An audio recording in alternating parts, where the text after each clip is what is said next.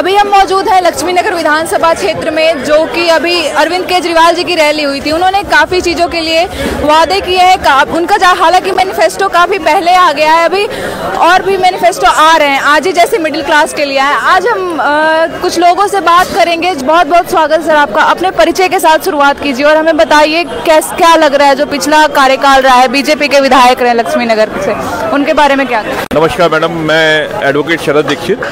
मैंने चुनाव लड़ा था अभी 2022 में शेखोपुर वार्ड से, आम आदमी पार्टी से, और मैं समझता हूँ कि लक्ष्मी नगर में बीजेपी के 5 साल से विधायक थे। और आप एक बार देखेंगे कि जब लक्ष्मी नगर आप घूमेंगे तो पता चलेगा कि हर गली में सीवर भरे पड़े हैं, नालियाँ भरी पड़ी हैं। यहाँ पे 4 में से 3 पार्षद भी बीजेपी के हैं और सांसद भी पूर्वी दिल्ली से बीजेपी के हैं पिछले 10 साल से।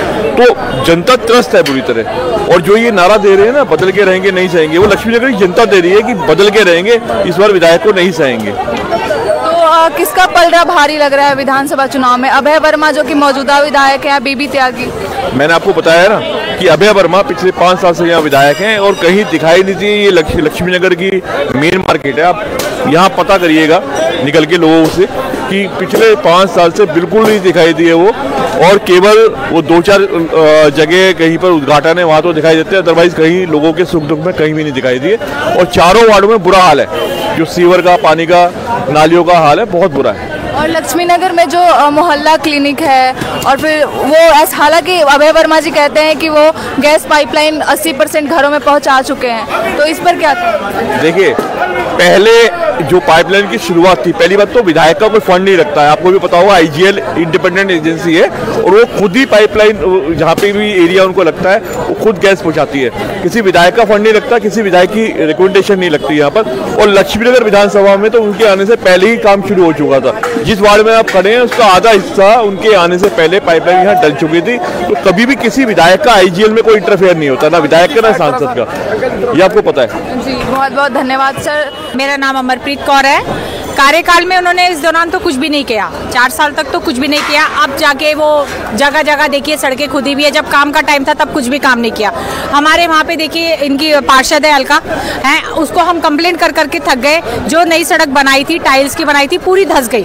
सीवर का पानी सारा बैक मार रहा है। मैं कंप्लेंट कर करके थक गई। इवन मैंने पूरा फोटो खींच के मैसेज भी करा, स्क्रीनशॉट लेके भी सब भेजा, कोई कार्रवाई नहीं हो रही, कोई कार्रवाई नहीं। पूरी गली धंसती जा रही है, काम किया ना किया बराबर है। तो क्या ये हालत सिर्फ लक्ष्मी नगर की है या फिर और सारी है? चारों भी, ये लक्ष्मी नगर, पानम नगर, मंडावली का तो बहुत बुरा हाल है। कहते हैं वहाँ के लोगों से आप इंटरव्यू लोगे तो आप देखिएगा वहाँ का तो बहुत ही बुरा हाल है। मतलब कहने का मतलब पूरी ईस्ट दिल्ली। हाँ, आप ये देखिए, आप रमेश पार्क की तरफ जाइए, रमेश पार्क की तरफ हम लोग अभी रैली के लिए जाते, सीवर का पानी बाहर आ रहा है। इतनी बुरी हालत है, नालियों का पानी सारा बहुत, हर जगह सड़क टूटी फूटी है, कोई काम करके राजी नहीं। इसका पलड़ा भारी लग रहा है आगामी? बीबी त्यागी जी के बारे में कुछ खास? बीबी त्यागी जी के बारे में आपको मैं क्या बोलूं, जो पुराने लोग हैं, जो भी है, जितने भी है, सब उनकी ईमानदारी की कस्में खाते हैं। मतलब वो बहुत ग्रेट बंदे हैं। इवन बीजेपी वाले भी उनको सपोर्ट कर रहे हैं। बिल्कुल, धन्यवाद मैम। क्या नाम है आपका और क्या कहना चाहेंगी लक्ष्मी नगर विधानसभा में किसका पलड़ा भारी लग रहा है? देखिए, तो वक्त बताएगा, लेकिन जो हम लोग देख रहे हैं, मेरा नाम रत्ना सिंह है और आम आदमी पार्टी का ही है। क्योंकि इससे पहले जो विधायक थे हमारी नज़रों में तो उन्होंने कुछ किया नहीं। आए वो बेशक वो अपना जैसे भी आए थे, लेकिन काम कुछ नहीं किया। अब जी जो बीबी त्यागी जी हैं वो हर तरह से मजबूत है, अपने पर्सनैलिटी भी उनकी ईमानदार है और वो उसमें भी रहने के बाद में उन्होंने बहुत काम किया पब्लिक के लिए। केजरीवाल जी ने बाकी जो उनका विधानसभा है, बाकी जगहों से जीते, वो क्या वहाँ अच्छा काम हुआ है? सब जगह अच्छा काम हुआ है। लोग ना बोले बात, लेकिन सब दुनिया जानती कि उन्होंने अच्छा काम किया। पूरे वर्ल्ड जानता है कि केजरीवाल जी ने बहुत अच्छा काम किया। मोहल्ला क्लिनिक का कुछ फायदा हुआ है नागरिकों को? हर तरह का फायदा मैडम, एक छोटे तबके से लेकर अगर समाज को उठाना है तो हमें शिक्षा को, उनकी आर्थिक स्थिति को और उनकी क्या बोलना चाहिए कि उनके स्वास्थ्य को अच्छा करना पड़ेगा, तो अपने आप ही सतह ही ठीक हो जाएंगे। और उस पर केजरीवाल जी ने बहुत काम किया है। क्या नाम है आपका, क्या कहना चाहेंगी पिछला जो कार्यकाल रहा है, बीजेपी के विधायक रहे लक्ष्मी नगर से, क्या कुछ कहना चाहेंगे? देखिए, उसके बारे में कुछ भी कहना नहीं चाहूंगी। मैं चाहती हूँ आम आदमी पार्टी की MLA बने। मैं किसी पास्ट में जो था उनके लिए बुरा नहीं बोलना चाहूंगी।